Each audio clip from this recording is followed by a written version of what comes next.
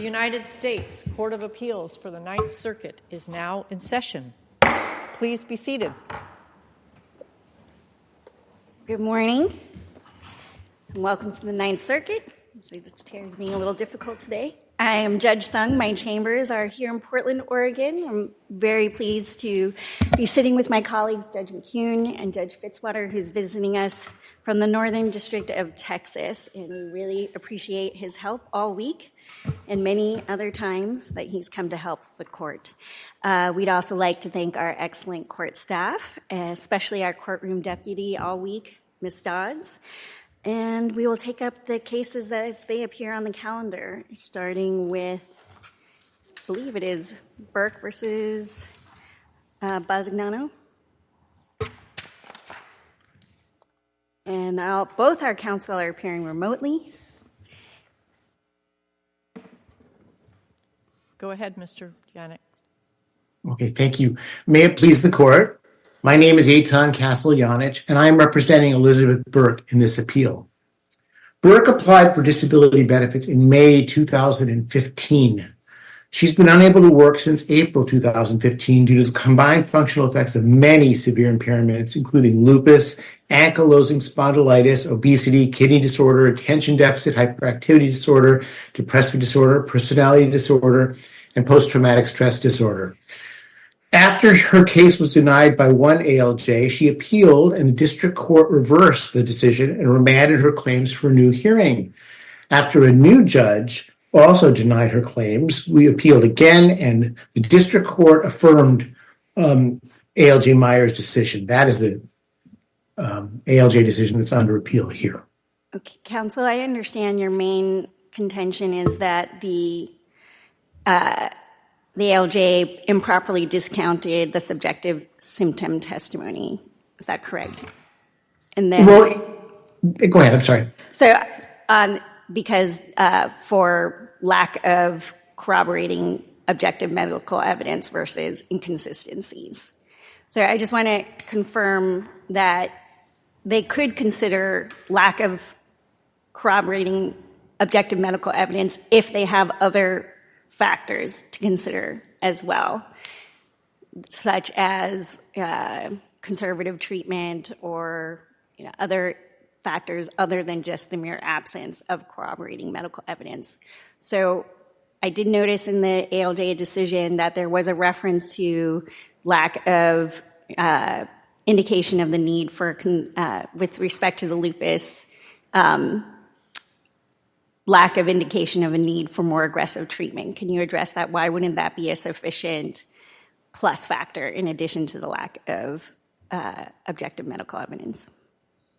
Because there isn't any additional treatment that was available to her that would have made a difference with her lupus. So she has, that's one of her, she's got several impairments that are not really amenable to, some of her most severe impairments are not really amenable to anything more than conservative treatment. So the same is true with the ankylosing spondylitis, which is very painful when it's painful, but it comes and goes.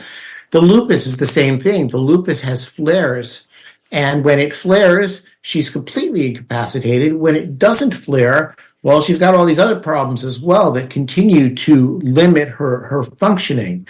And so in this case, there is not, once she has shown, and she did show here, and it's not disputed that she has medical impairments that can reasonably be expected to cause her symptoms, and that's not reasonably disputable. And once you show that, yes, you can't do it. You can't reject her testimony solely based on that. But the other reasons, none of the other reasons given by the ALJ are supported by substantial evidence, let alone clear and convincing. And they need to be clear and convincing. The ALJ lists many reasons that are, he made a few mistakes where he repeated mistakes from the previous ALJ's decision that were actually the part of the basis for the district court's reversal of that decision. And so the ALJ did not, other things that he analyzed, he had factual errors about her ability to drive, where she at times could drive, at times could not drive, and he compared her and one, I think it was 2017, being able to drive. In 2019 or 2009, she said she could. 2017, she said she couldn't, and said, "Oh, look, this is a big contradiction." No, sometimes she could drive and sometimes she couldn't. She had periods of time where she could not drive. I recognize that, of course, with the lupus, that does come and go. But one of the key issues here relates to Dr. Felipe. Would you address that? Okay. Well, the thing with Dr. Felipe, and while her testimony is a key error here, at the ALJ's improper rejection of her testimony, the ALJ also improperly rejected the opinions of Dr. Felipe and Dr. Wingate, both of whom opined that she had significant limitations that would essentially prevent her from performing competitive work. And none of the ALJ's reasons for rejecting those two opinions are convincing, let alone legitimate. They just aren't supported by the record. And so, what about the contradiction by lab results? Is that supported by the record? I'm not exactly following your question. You said that it's not supported, nothing supported by the record for rejecting Dr. Felipe's opinion. Weren't there lab results, though, that did contradict the opinion? No, I don't believe so, because the thing about lab results is, even with lupus, some results, your results will change over time. You're saying that, I guess what you're asking is, were there lab results that contradicted his opinion? I don't believe there were. Well, I think what he said, apropos, of Judge Fitzwater's questions, he said there were unremarkable lab findings. This is Dr. Felipe. And then he went on to also say the imaging and the mental status findings and results were within limits. So I recognize that you're saying, well, lupus can come and go, but if he's got some consistent treating notes and the lab results are within limits, why isn't that a legitimate basis for taking a look at those results? It is, but I don't know where to begin on this. There were X-rays that showed sclerosis of the iliac side of the sacroiliac joints. That's an example of something separate that has nothing to do with the lab results. Even if one were to question Dr. Felipe's opinion that she had lupus, well, I don't really see the basis of that, because he's her treating physician. He's been treating her for a long time, and he bases his diagnosis on the totality of the evidence. And so I don't see where there's a medical basis for rejecting his opinion.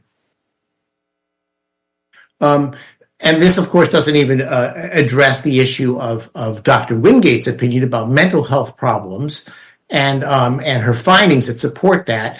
And the ALJ, that was one of the issues where he repeated a rejected rationale from the previous ALJ's decision. And so there was no convincing or legitimate reason for rejecting Dr. Wingate's opinion. She described findings that supported it, her observations of the problems she was having, and that's consistent with her testimony. So I don't really know what else to say about the lupus issue. If you don't have any other questions, I would like to reserve some time for rebuttal. Okay. Thank you.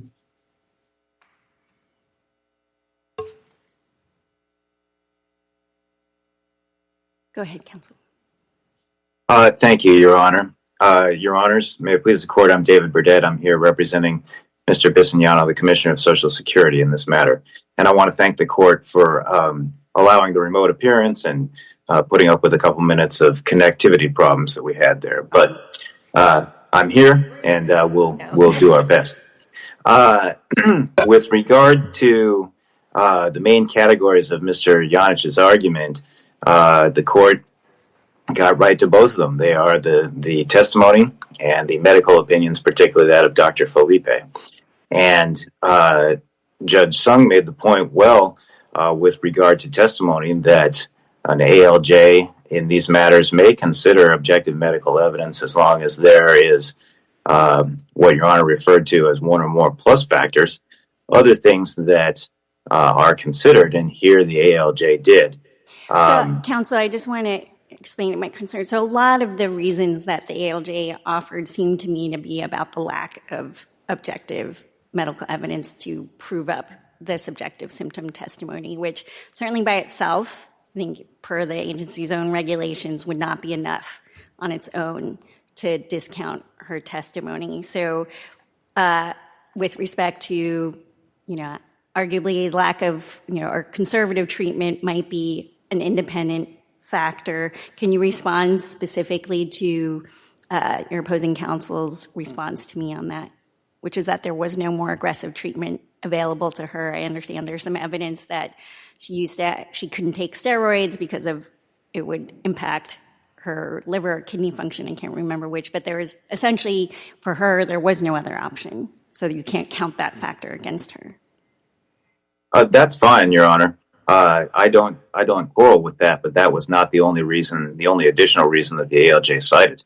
Okay, so what are other, I would say, inconsistency? What would you point to as something other than just the absence of objective medical evidence to support? And the ALJ uses that phrasing a lot. There's no evidence to support her subjective symptom testimony. So I'm looking for very specifically something that's actually an inconsistency or one of the other independent factors that the ALJ may consider.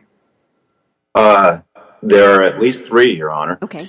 One is the inconsistent statements regarding her activities.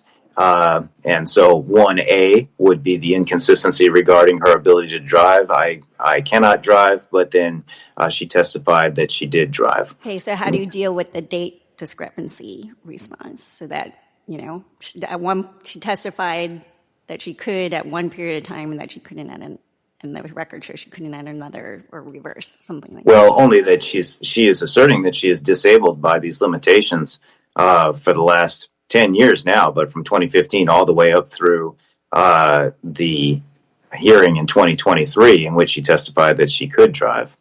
1B would be, and this is similar, that she stated that she could hardly stand, that she could hardly walk for more than a few minutes at a time. But elsewhere in the record, in 2019, I believe it was, again, 4 years into the alleged period of disability, she walked so much that she not only testified that it made her feel better and helped her mental problems, the exercise, but she lost 30 pounds in a year by walking. So clearly that's an inconsistency. Well, is So it an all of that was inconsistency if she number says, I one. could walk at some period of time and I can't Yeah. anymore? And I understand you're saying she has to show disability, but to the extent it's showing a lack of credibility, is that actually an inconsistency versus just maybe she has a shorter period of disability? Do you understand my question? Yeah, I mean, I argue that it is an inconsistency. However, perhaps she would argue that she only has a shorter period of disability, but that's not the claim that she's making. She's making the claim that she is disabled for these 10 years, all the way back to 2015.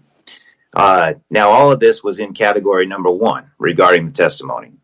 Category number two is that a valid reason for an ALJ to discount a claimant's claims about the degree of limitation of her symptoms is that it improves with treatment.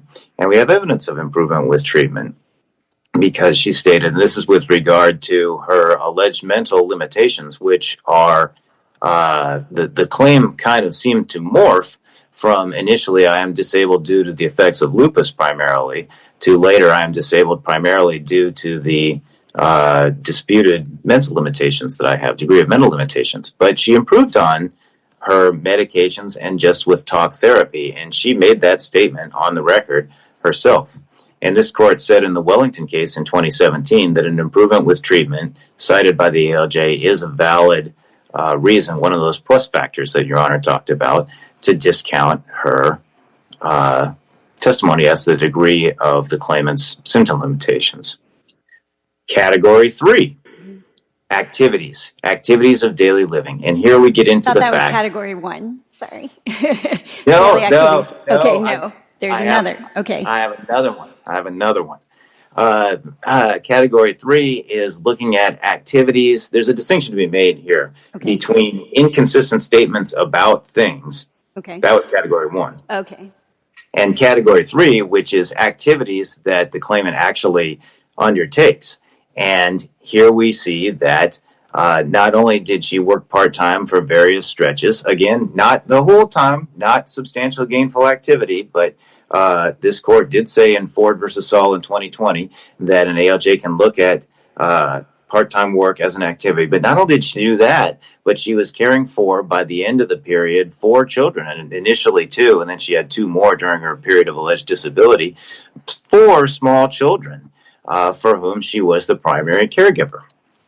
And she did claim, of course, that although her partner was out working all day, every day, she got help with caring for the 4 kids from her mother with whom she lived. And I'm sure she did get some help, but the mother herself was also on disability, and according to the claimant's testimony, was herself a person with extreme anxiety and would run away when people came into the building and so forth. And there are multiple references, 4 or 5 references in the record to the mother being a person who was only able to help out with the children when she was quote unquote sober and feeling well. So the mother is not much help here, and 4 small children is a lot of work to handle. That's a very strenuous activity. And so that was category 3 of additional reasons beyond just the lack of objective medical evidence that go to justify the ALJ's finding that while she was disabled, she was not disabled, finding that while she was limited, she was not limited to the disabling degree that she would claim from her testimony. And all of those categories are things that this court has affirmed as clear and convincing reasons to make such a finding. I'm running low on time, and I want to talk a little bit about Dr. Felipe and the lupus that Judge McEwen brought up, if I may. Sure. Yeah. So the issue with Dr. Felipe is that back in the early stages of the period, he said she has lupus and she has hip pain, and because of this, in 2015 and 2016, Dr. Felipe says she's unable to work, she's unable to look for work, she's unable to prepare for work, and he checks boxes indicating that she cannot walk, she cannot lift even 2 pounds. Okay, but later in the period during which the whole time she claimed to have been disabled, other doctors, like Dr. Saeed Islam, examined her and found that she had full motor strength, 5 out of 5, in both her arms and legs. It was normal. She had a negative straight leg raise test for back pain. So there's medical evidence that falsifies the opinion of Dr. Felipe on that point. And with regard to Judge Fitzwater's point, that is also correct, that there were negative lupus lab serology results in 2016 and again in 2017. Now, that doesn't mean that she didn't suffer lupus, okay? And maybe this will illuminate the point a little bit, but she has the impairment of lupus, okay? Once she's diagnosed with lupus, we don't quarrel with the fact that she has lupus, but the matter is, what is the degree of limitation that comes from that and her other impairments? And the negative serology suggests that her lupus may be asymptomatic if at 1 to 160 dilution, I think it was, they do a series of tests, 1 to 10, 1 to 20, 1 to 40, 1 to 80, etc. At even 1 to 160 dilution is the first point that they can find positive anti-nuclear antibodies in the serology. It suggests that the lupus limitation on her ability to function may be rather minimal. I'm a little bit over time here, but I'd like to be able to answer any more questions if I can. Of course. Are there any other questions? Okay. Thank you, counsel. Thank you, Your Honor.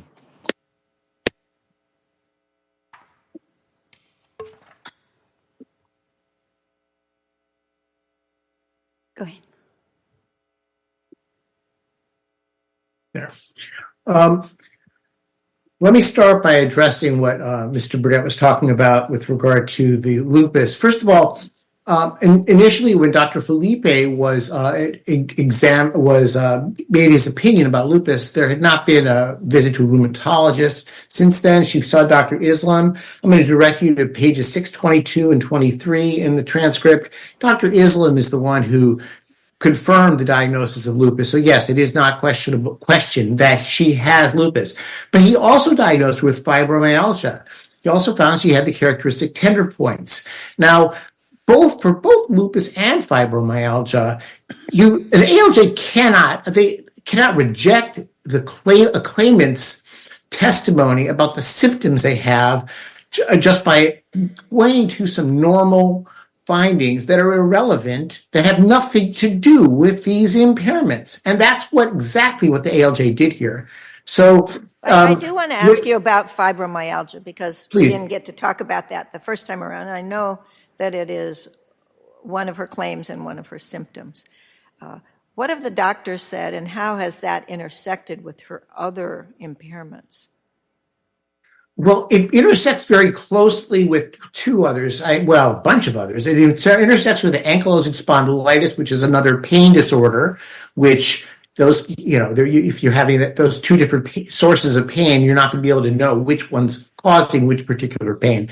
And it intersects with the lupus because of some of the symptoms of lupus, including fatigue, are overlap with fibromyalgia symptoms. It overlaps with the depression as well, because it leads to depression if you're in pain all the time and having to just lie down on the floor and try to avoid the pain. So yes, it is, and that is the thing. It's like when I looked again, and while my colleague was talking, I was looking again at the findings that the ALJ kept pointing to, and the ones that he cited as well, that there was normal muscle strength. That doesn't say anything about fibromyalgia. So you can't. That's the problem here. I mean, the ALJ was pointing to normal findings that are completely consistent with the impairments of fibromyalgia and lupus, and yet improperly relying on those normal findings when there were also abnormal findings which confirmed that these impairments were present. But the thing is, with fibromyalgia and lupus, and as it's true with many impairments, you can't simply look at the diagnosis and say, well, this person has certain limitations based on the diagnosis. That's never true. And instead, you've got to listen to what she has to say about it, and her testimony about the limitations that she was having for many years throughout this period, which waxed and waned, because she did get somewhat better at times, did more, fought it off, worked when she could, but you have to look at the whole picture, and the reasons that the ALJ gave for rejecting the opinions of Dr. Felipe and rejecting her testimony about her fibromyalgia and lupus symptoms, the ALJ's reasons are not clear and convincing. Other questions? All right. Thank you, counsel, both for your arguments today. This matter is submitted.